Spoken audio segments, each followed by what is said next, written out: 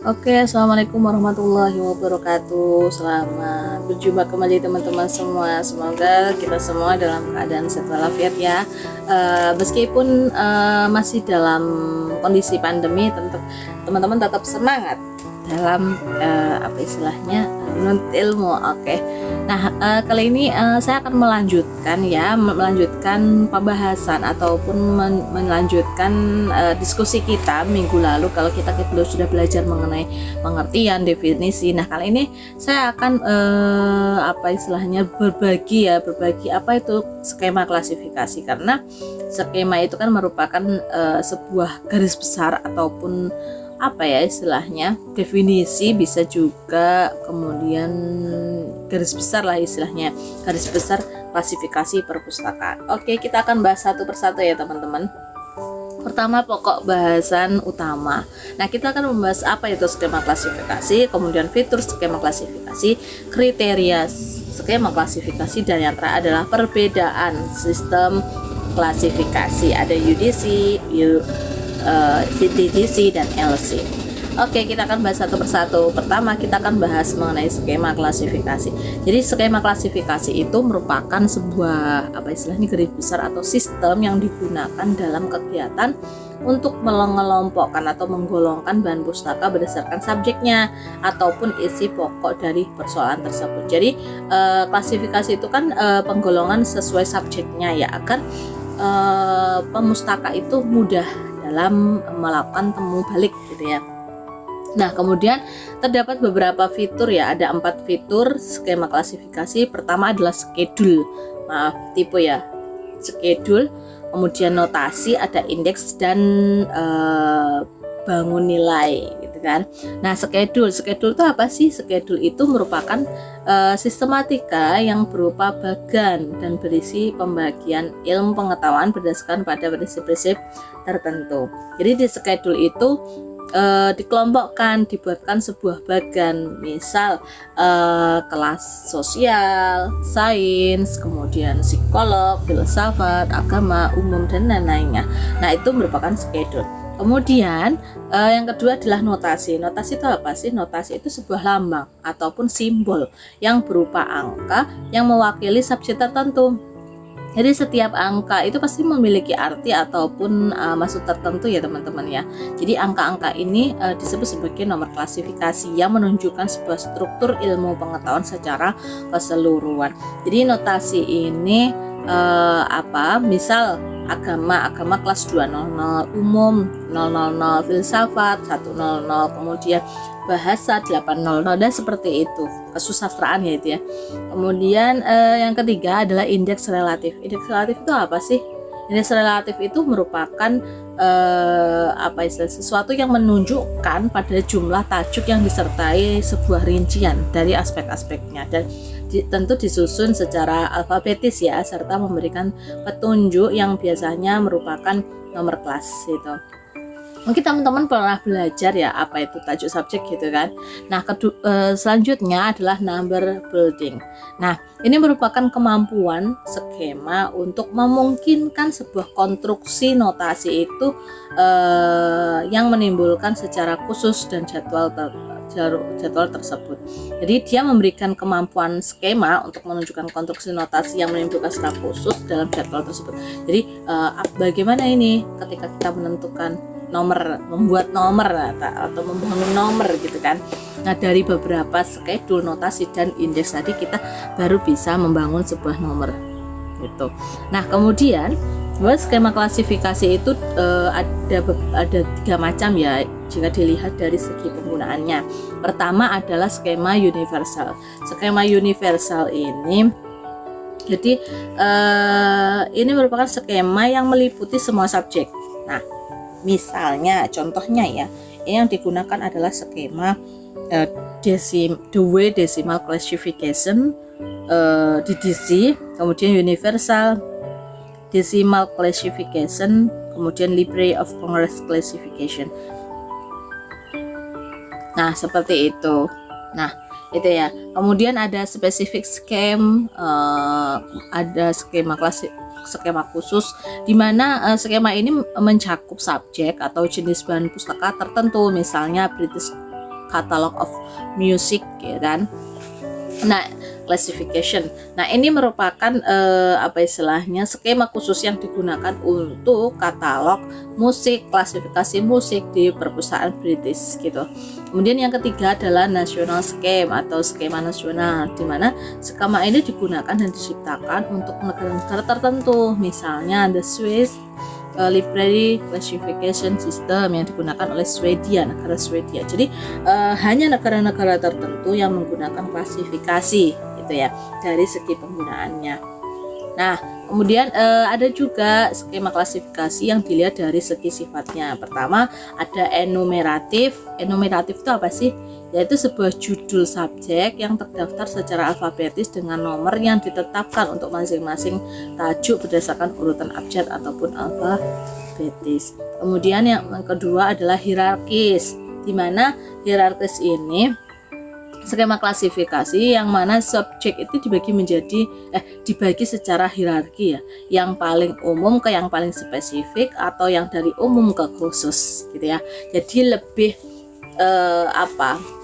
mengerucut gitu.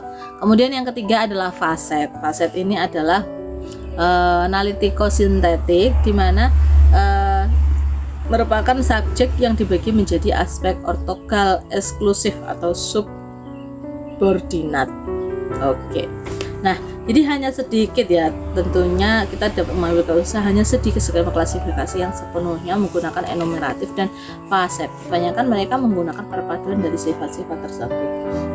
Nah, kemudian skema secara umum ya, skema klasifikasi secara umum seperti Library of Congress Classification, kemudian Dewey Decimal Classification. Nah, pada dasarnya dua ini merupakan bersifat enumeratif, meskipun juga mengandung beberapa elemen hierarkis dan faset, terlebih DDC. Nah, yang kali pertama benar-benar bersifat faset itu adalah column classification. Column classification ini digagas oleh SR Ranganathan. Ada yang tahu SR Ranganathan itu siapa? Beliau pustakawan berasal dari India. Ada yang tahu, masih ingat? Nah, SR Ranganathan ini adalah bapak kepustakawanan yang berasal dari India ya. Kemudian ini pencetus five law ya. Kemudian selain itu tercatat bibliographic classification, character expansive classification, dan universal decimal classification juga dikategorikan sebagai klasifikasi yang bersifat faset. Nah, ada beberapa kriteria ya. Ada beberapa kriteria pada skema klasifikasi. Pertama, kita sebagai pustakawan ya, kita sebagai klasifir ya, kita harus membuat urutan yang sesuai bagi penggunanya. Ini merupakan maksud tujuan klasifikasi. Kemudian harus selengkap mungkin mencakup seluruh bidang ilmu pengetahuan gitu kan. Nah, dengan adanya skema itu dari DDC, UDC, LC, nah itu ya. Kemudian skema itu harus dapat dilanjutkan dari umum ke khusus. Jika dari umum ke khusus tidak bisa, ya berhenti dong berhenti ke umum saja gitu kan. Kemudian harus dibagi secara merata sehingga subjek itu memiliki kepentingan yang sama sehingga setara dalam aturannya. Kemudian skema klasifikasi itu harus memiliki pertama keumuman, generalisasi, dan bentuk kelas, kemudian bentuk dan pembagian geografi, notasi efektif, indeks abjad, seperti itu. Nah, kemudian skema klasifikasi itu juga harus bisa mengakomodasi ya notasi baru yang digunakan sebagai salah satu pengetahuan gitu ya. Nah, kemudian skema klasifikasi itu harus jelas, mudah dipahami. Jika perlu disertai definisi lengkap, ruang lingkup, dan catatan untuk memandu pengklasifikasi. Kemudian harus dicetak dalam bentuk yang mudah ditangani dan dikonsultasikan, dan kemungkinan ya yang memungkinkan pengguna itu dapat memahami strukturnya juga gitu. Nah, ini kriteria skema klasifikasi. Kemudian harus sering direvisi untuk mengikuti pengetahuan baru, interpretasi baru, dan fase baru dalam pengetahuan. Contohnya apa sih? Contohnya sekarang kan ini ada istilah COVID ya, COVID-19, kemudian isoman, physical distancing, kemudian banyak lagi. Nah, ini kan merupakan salah satu pengetahuan baru. Nah, sehingga dalam di situ harus upgrade, harus melakukan sebuah revisi agar apa istilahnya subjek itu diketahui. Nah, kemudian pembagian skema klasifikasi. Nah, pembagian skema klasifikasi ini dari sifat ya, dari menurut sifatnya tadi kan ada universal scheme atau skema universal. Ini berdasarkan sifatnya seperti DDC, Dewey Decimal Classification, UDC, LCC gitu kan. Nah, ini bersifat enumeratif ya, berdasarkan jenisnya ini, jenis dari contoh ini tuh masuknya ke enumeratif gitu ya. DDC, UDC, LC ini masuk ke enumeratif. Jadi contoh enumeratif itu Library of Congress sama Dewey Decimal Classification dari skema universal. Kemudian secara skema khusus ada British Catalog of Music Classification. Ada banyak sekali ya teman-teman baca. Nah, ini masuknya kalau untuk contoh ya, kalau untuk dari beberapa ini kalau masuk hierarkis ini Dewey Decimal Classification itu yang lebih masuk ke situ. Nah, kemudian mana? Nah, belum saya masukkan yang faset ya. Oke, kalau yang faset ini ada DDC, ada Colon Classification, ada Bibliographic Classification, ada Carter Expansive Classification, dan Universal Decimal Classification gitu ya. Oke, nanti kurang saya tambah lagi. Nah, kemudian yang terakhir adalah perbedaan sistem klasifikasi ya. Ada DDC, UDC, dan LC. Nah, kalau DDC ini pertama dia termasuk dalam tipe klasifikasi enumeratif yang bersifat hierarki ya. Nah, kemudian kalau untuk UDC ini termasuk tipe klasifikasi enumeratif juga dan bersifat hierarki dan faset ada analisis sintetik. Kalau LCC ini termasuk tipe klasifikasi yang tidak bersifat hierarki dan ekspresif dan sama sekali tanpa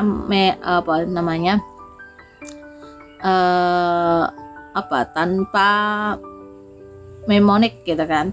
Kemudian DDC ini ada 4 versi, ada Web Dewey, Printed Edition, Upgrade Edition, and Religion kelas gitu kan. Kalau di UDC itu hanya ada dua, printed edisi dan online edisi ya.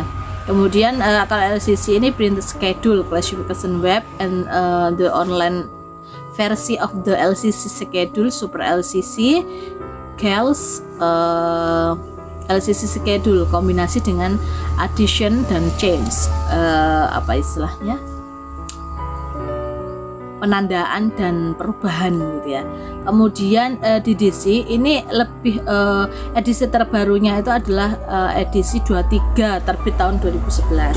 Kalau UDC edisi terbaru di Inggris edisi standar terbit tahun 2005. Di Span edisi ketiga terbit 2015. Ada yang LCC. Banyak sekali ya, mungkin teman-teman nanti baca perbedaan sistem klasifikasi dari DDC, UDC, dan LC. Nah, ini kalau DDC ini sering digunakan ya di perpustakaan umum, sekolah, perguruan tinggi. Tapi kalau di UDC ini sebagian besar digunakan pada perpustakaan khusus karena notasinya lebih terinci gitu kan. Nah, kalau di LCC sistem klasifikasi ini banyak digunakan di perpustakaan akademik, perpustakaan riset di Amerika seperti itu.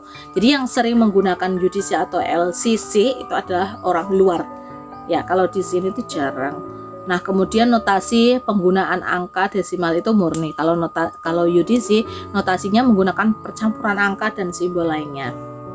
Kalau di LCC notasi menggunakan penggabungan antara angka Arab dengan huruf alfabet. Angka Arab ini 1 sampai 9 untuk kelas umum, kemudian huruf alfabet untuk kelas utama tertentu. Notasinya ini bisa dikatakan sebagai faset gitu ya. Nah, kemudian yang keenam adalah ini. Nah, berbeda sekali ya teman-teman ya, berbeda sekali. Yang bisa dilihat dari sini. Kalau notasi kelas utama di DDC ini ada 000, kemudian menerangkan tentang subjeknya, computer science, information, kemudian general work, kemudian 100, nah psikolog dan filsafat, kemudian 200 sampai 900 gitu kan. Tapi kalau di UDC sistem notasi kelasnya itu ada 0, 1, 2, 3, 4, 5 sampai 9 gitu kan. Jadi sebenarnya sama sih, cuma lebih terperinci. Kalau yang di DC lebih bisa dikatakan seperti tadi, dari umum ke khusus gitu kan, lebih ke dalam lagi. Kemudian kalau LCC ini bentuknya alfabet ya, ada A, B, C, D, E, F, G, H, I sampai Z gitu kan. Nah itu seperti itu perbedaan antara DDC, UDC, dan LCC. Mungkin teman-teman bisa membayangkan, oh ternyata seperti itu. Makanya kenapa di Indonesia khususnya mereka menggunakan kebanyakan DDC gitu. Nah kemudian ada 7 label pembantu. Kalau di DDC ini ada subsidi standar, ada tabel wilayah, ada subsidi kesusastraan, subsidi bahasa, ras, bahasa dan etnis, tabel bahasa dan lain-lainnya seperti itu. Nanti kalau UDC ini banyak sekali, ada plus minus dan lain-lainnya ya. Mungkin teman-teman nanti bisa dibaca lagi. Mungkin itu teman-teman pembahasan terkait skema klasifikasi. Mohon maaf apabila selama penjelasan kurang jelas, silahkan dipelajari kembali dan bisa ditanyakan. Oke, terima kasih, see you next time. Berjumpa di pertemuan selanjutnya. Wassalamualaikum warahmatullahi wabarakatuh.